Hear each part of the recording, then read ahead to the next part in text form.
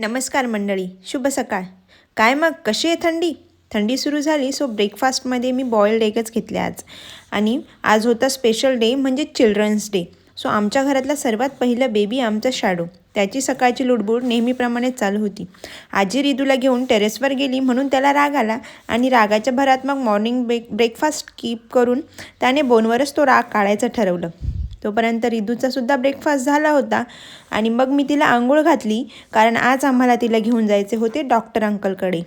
थंडी वाढल्यामुळे तिला जरा सर्दी झाली होती. हॉस्पिटलमध्ये तिला वाफ देताना ती खूपच रडली आणि घरी आल्यावर शहाण्या बाळासारखं स्वतःचे कफ सिरप घेऊन स्वतःच्याच हाताने तिला घ्यायचं होतं आणि तिचा हा प्रयत्न मी यशस्वी होऊ नाही दिला. म्हटलं तू अजून थांब, थोडी लहान आहेस. डॉक्टर प्रिस्क्राईब सर्व औषधे देऊन तिला झोपी लावलं आणि राहिलेल्या स्वयंपाकाकडे मी वळाली. स्वयंपाक झाला आणि जेवणसुद्धा झाले. तोपर्यंत रिदू पण झोपेतून उठली होती.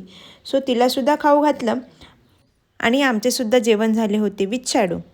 आणि माझं बाकी काम आवरेपर्यंत आजीने नातवांना मस्त छान छान सांभाळलं, छान गोष्टी सांगितल्या. चिल्ड्रन्स डे निमित्त मी रिदूला आणि शॅडोला ना असं टॉफी दिल्या. माऊला तर त्या टॉफी काही फोडता आल्या नाही आणि ती लहान आहे म्हणून अजून मी तिला चॉकलेट्स खायला दिले नाही. परंतु ते बघूनच तिला एवढा आनंद झाला ना की बाहेरून डायरेक्ट पळत आईकडे आले आणि असं छान एक्सप्रेशन द्यायला लागले. परंतु आमचा शॅडो मात्र ती टॉफी इकडे तिकडे घेऊन फिरतच होता आणि थोड्या वेळाने त्याने त्याचे असे 2 भागसुद्धा केले. आमचा शॅडो चॉकलेटसुद्धा खात नाही, परंतु त्याच्याजवळ जी वस्तू असली ना ती घ्यायला गेलं तर असे दात दाखवतो. दोघांची पण मस्ती करून झाल्यावर मी रिदूला झोपी घातलं आणि तेवढ्यातच सुपर टेल्सचं एक पार्सल आलं, जे की होतं आमच्या शॅडोसाठी, कारण त्याचा आहे बर्थडे आणि त्यांनी त्याला पाठवलं होतं हे प्री बर्थडे गिफ्ट. त्यानंतर त्यांनी आमच्यासाठी काही शॉपिंग करून आणली होती, ती बघून मस्त या गोडगोड चहाचा आनंद घेतला. ही आहे पाथरीची भाजी, जी की सांधेवातांसाठी खूप उपयुक्त आहे. जेवणात आज बनवली होती पावभाजी, बिकॉज चिल्ड्रन्स डे होता म्हणून. गोडामध्ये आत्यांनी मस्त गरमागरम असे अनारसे तळलेले होते. मामा जॉबवरून आल्यानंतर मस्त हे दोघं पण खेळले आणि त्यानंतर आम्ही सर्वांनी मिळून एकत्र जेवण केले.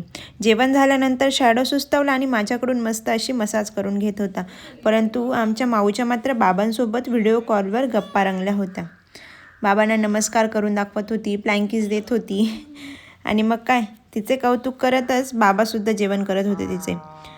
वेळ झाली होती रात्रीचे औषधं देण्याची. आधी बकुळाला दे मगच मी घेईल, ह्या हट्टाने तिने औषध घेतले आणि मग या कडक काढावर शिरकून आमच्या दिवसाचा शेवट झाला.